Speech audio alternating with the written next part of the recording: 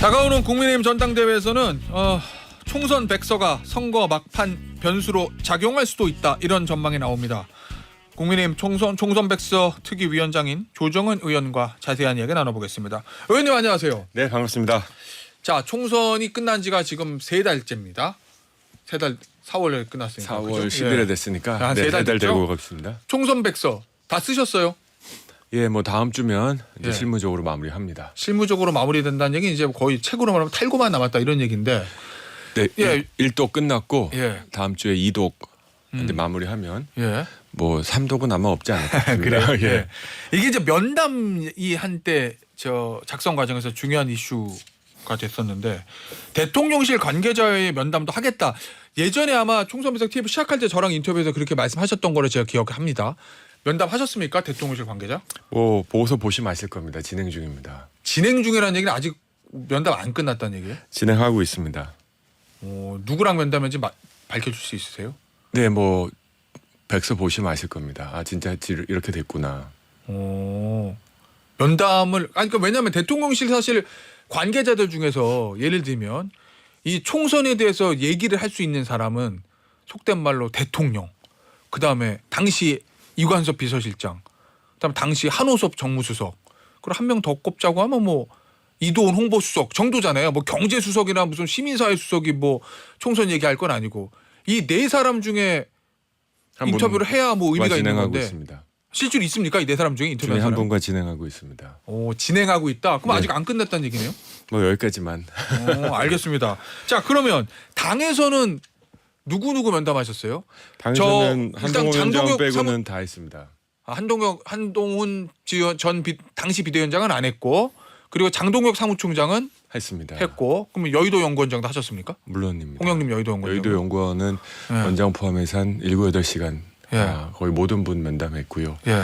공관위원장님도 했고요. 예. 그래서 총선에 깊이 관여했고 핵심 관여자 중에 아마 유일하게 빠진 분은 한동훈 전 비대위원장 한 당에서? 분입니다. 그렇습니다. 계속 요청을 하고 계십니까? 선거는 당이 치른 거죠. 예. 선거는 계속 요청을 하고 계십니까? 뭐 질문지 혹시 바쁘신 것 같아서 서면 질문지까지 보내드렸고요. 예. 근데 아직 회신은 없네요. 그렇습니까? 알겠습니다. 이거 공개는 언제쯤 하실 생각이세요?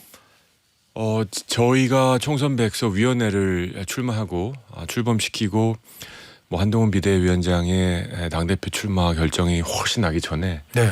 저희의 생각은 6월 말 7월 초 정도 예. 이제 개혁안 중심으로 발표를 하고 그 다음에 이제 출판을 하는 게 어떨까 하는 생각으로 한 지난 3달 정말 정신없이 달려왔습니다. 예. 수백 명 인터뷰하고 보수 정당상 처음으로 설문조사도 하고. 예.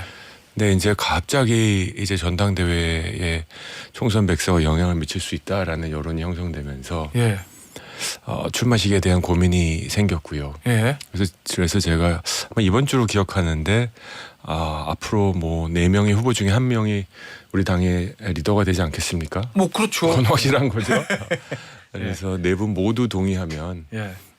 전당대회 이 백서에 전당대회에 쓸만한 필요한 내용들이 저는 상당히 있다고 생각합니다.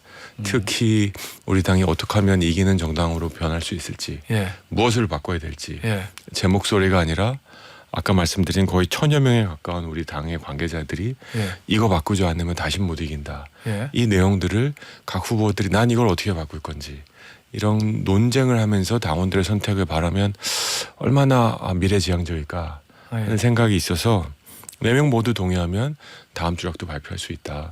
4명 모두 동의하면 공개할 수 있다. 네. 이 얘긴데 네, 요거 지금 보면서 보니까 나경원, 원희룡, 윤상현 후보층은 전당대회 전 공개 찬성, 그리고 한동훈 후보는 여기에 대해서 직접 언급은 안 한 것 같은데, 이 러닝메이트인 박종원 의원은 전대 이후에 발간하자 반대거든요. 한동훈 후보 측은 이제 반대하는 겁니다. 한동훈 후보의 직접적인 입장은 없었지만 그럼 공개 못하는 거예요? 네, 그래서 여기 강을 건너오면서 보니까 목동 아파트 재건축 이제 막 플랜카드 붙었더라고요. 예. 근데 이 백서 공개도 동의율이 75%까지는 온 것 같습니다. 예. 저는 그분께서 뭐 뭐랄까 중립성의 문제가 있을 수 있다. 아 박정훈 의원이 예. 네, 그렇게 뭐 중립성에 대해 의심된다 이런 표현을 쓰셨는데요. 예. 중립성은 무감정, 무대응, 무시가 아니라 양극단의 분쟁이 있을 때 대화를 시도해서 화해시키는 건데요. 예. 저는 제 역할을 너무 과대평가하는 게 아닌가? 저희가 지금까지 저기 총선 백서가 혼자 하는 게 아니고 10명이 넘는 위원들이 있고 네. 1000명에 가까운 면담을 했고 예. 모든 면담은 속기나 녹취가 있는데 예. 이 중립성에 문제가 있다는 건 굉장히 이분들을 허수아비로 생각할 정도로 서리고 짧은 생각의 마련이다 라는 말씀을 드리고 싶습니다. 어쨌든 그러면 이 상황에서는 공개하십니까 안 하십니까? 지금 어쨌든 상황이 이렇게 됐잖아요. 만약에 한동훈 후보 측에서 아이 전당대회 좀 공개하세요라고 적극적으로 나오지 않는다고 가정하고 이 상황이 계속이 되면 전당대회 전 공개하십니까 안 하십니까? 한동훈 위원장은 바쁘시겠죠. 그래서 예. 이 방송 못 보실 수도 있는데 관계자들이 들으시면 비대위도 예. 비대위원장님께서도 뭐 후보들이 동의하면 예. 또는 총선 백서 특위에서 원하면 총선 백서 특위의 결정이다라고 하셨기 때문에 이 총선 백서가 전당대회에 도움이 될 수 있는 방향으로 가는데 찍어야 될 마지막 도장은 예. 한동훈 위원장 측입니다. 아 그러니까 한동훈 위원장 중에서 적극적으로 동의해 주기를 바라시는 거잖아요 지금. 아닙니다. 뭐 저 개인적으로는 예. 저희가 원래 시작했던 스케줄대로 갔으면 좋겠다. 예. 뭐 그러면 다음 주에 공개하신다는 말씀이시네요. 총선 백서 때문에 저희가 스케줄을 지금 바꾼 거거든요. 예. 아니요, 전당대회 때문에. 예. 아 그럼 공개하신다는 얘기죠. 아닙니다. 그냥 동의해 주시면. 예. 그러니까 동의 안 할 것 같아가지고 제가. 그것도 제가 지금 고민하고 있습니다. 아 그러면 동의 안 하는 상황이 계속되면 공개할지 안 할지는 아직은 결정하지 못하셨다. 이게 혹시 근데 공개되면요, 막 전당대회 판에 영향을 미칠 만큼 대단한 내용이 안에 있습니까? 뭐 판세를 흔들려고 만든 것도 아니고요. 예. 아 결과적으로. 누구를 공격하려고 만든 것도 아니죠. 예. 근데 이렇게 돌아보면 참 이해할 수 없는 이유 등으로 총선 백서를 공격하신 분들 때문에 예. 이 총선 백서가 전당대회 판세를 흔들 상황까지 온 게 아닌가 하는 생각이 듭니다. 알겠습니다. 아니 근데 하지만 내용은 예. 거침없이 썼습니다. 아 그래요? 네. 그럼 성역을 두지 않고 어제도- 썼다는 말씀이신? 네, 다음 주에 있을 회의를 위해서 제가 다시 한번 초안을 검토했는데요. 예. 모호한 표현들은 다 빼고 구체적으로 바꿨습니다. 그럼 예를 들면 당의 책임, 용산 대통령실의 책임, 또 후보의 책임 그런 것들이 다 저 공명정대하게 들어가 있다 이런 말씀이신 거죠? 총선 백서 티저 영상은 없을 것 같습니다. 아 미리 절대 단 한 줄도 언급해 주실 수 없다 이런 말씀이신 것 같은데요. 그러면요 이렇게 한번 질문을 들어볼게요. 돌려서 지금 전당대회에서도 이 총선 참패 원인을 가지고 조금 공방이 가열되는 것 같아요, 의원님. 최근에 원희룡 후보가 어젠가요? 내가 비대위원장을 맡았으면 참패는 없었다. 그러니까 좀 더 구체적으로 말씀드리면 나 원희룡이 비대위원장을 하고 한동훈은 선대위원장을 했으면 그러면 잘 됐을 건데 요 얘기거든요. 요 발언은 어떻게 보십니까? 뭐 가정적 상황이긴 하지만. 전당대회 뜨거워지는 것 같고요. 예. 이제 원희룡 후보의 장점인 풍부한 경험, 선거 경험과 경륜을 강조하시려고 하는 것 같고 다른 후보 진영에서 그렇게 뭐 발끈할 필요는 없는 것 같습니다. 다만 한 가지 예. 확실해 보이는 건 예. 한동훈 위원장과 다른 예. 분이죠. 그러니까는 정치 경험 하나도 없었고 선거 경험 하나도 없었던 한동훈 위원장이 이끌었던 선거와는 예. 굉장히 다른 방식으로 선거를 이끌었을 것이다. 오. 그거 하나는 확실하지 않습니까? 자 그러면은 원희룡 후보의 말이 어느 정도 맞다 이런 말씀이신 건데. 뭐 결과에 대해서 더 좋았을 것이다 이게 아니라 예. 내가 비대위원장이면 다른 방식으로 선거를 이끌었을 것이다. 예. 이걸 틀리다고 할 수 없을 것입니다. 방식이 달라. 아유 방식은 달라. 제가 아니고 김태현 앵커님이 백서를 썼으면 예. 백서 내용이 조금 달라질 것이다. 뭐 이게 틀린 말일까요? 예. 네. 아니 그러면은 원희룡 후보의 말이 어느 정도 맞을 수도 있다는 거죠.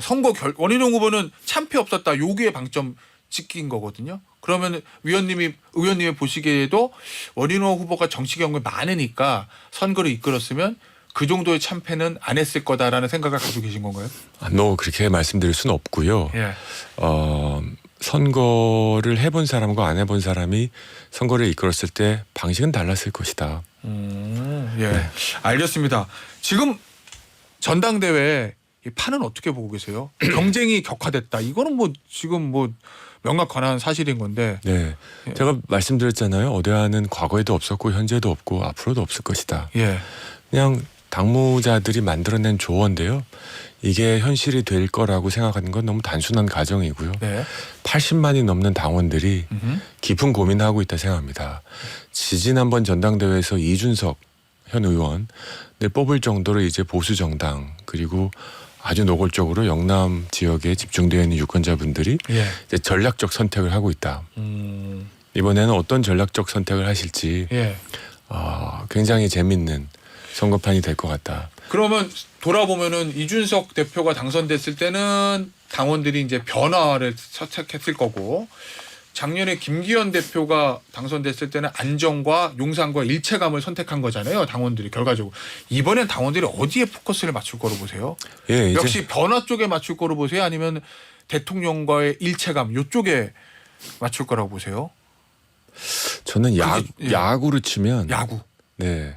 지금 등판할 투수는 선발 투수는 아니고요. 네. 그렇다고 임기를 마무리하는 마무리 세이버도 아니죠.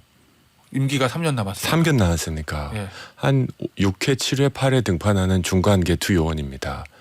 중간계투 요원에게 바라는 건 뭘까요? 저는 가장 중요한 건 이번 정부의 성공에 기여하는 거다. 이번 정부가 성과 없이 끝나면 다음 대선 정말 어려워질 거다. 뭐 다 아는 얘기입니다. 그렇죠? 네. 우리 쪽도 알고 민주당도 알고. 그러면 뭘 하는 것인가? 이번 정부의 성공을 위해서 노력해야 되고 두 번째는 결국은 대통령이 아니라 당대표가 되시는 거지 않습니까? 그럼 우리 당이 앞으로 이기는 정당이 되기 위해서는 지금 구멍이 숭숭 뚫린 것으로 알려져 있는 이 당에 무엇을 바꿔야 될 것인가? 이 두 가지를 이를 악물고 할 사람을 뽑아야 되는 거지. 예. 다음 대선 후보군을 발굴하기 위한 신인 다음 대선 후보 발굴의 기회를 주기 위해서 예. 당대표를 만드는 것은 절대 아니다. 알겠습니다. 이 전당대회 얘기 좀 더 해보죠. 의원님. 방금 전에 개혁신당의 천하람 의원 인터뷰 혹시 들으셨나요? 잘 못 들었습니다. 본인의 개인 의견임을 전제로 전당대회 김건희 여사 개입 의혹을 제기했습니다. 그러니까 지난 전당대회는 용산에서 정무수석들이 나와서 직접적으로 개입한 그거는 순한 맛이라고 하면 지금이 더 매운맛이다. 왜? 김건희 여사가 드러나지 않게 개입하고 있으니까 라는 의혹입니다. 천하람 의원의 개인 의견이에요. 그걸 제기했거든요. 그거 어떻게 보십니까? 천하람 의원이 국민의힘 당원인가요? 아니죠. 뭐 남의 당에 얘기할 필요 전혀 없을 것 같은데요. 천하람 의원 답지도 않았고 예. 그런 표현과 그런 의혹을 국회의원은 의혹을 제기하려고 있는 사람들이 아닙니다. 예. 이제 배지 다셨잖아요. 어제 본회의장에서도 봤는데 예. 뭐 남의 당 문제 그것도 사실이 아닌 의혹을 제기해서 언론에 오른다. 의석 3개밖에 없는 소수 정당의 애환 제가 누구보다 잘 아는데 네. 그래서 가야 앞으로 나갈 길은 아니다. 전혀 신경 쓸 거 없다 싶습니다. 그러면 이번에 전당대회에서 뭐 일각에서 얘기하는 뭐 용산의 개입설, 보이지 않는 선 이런 건 전혀 없다.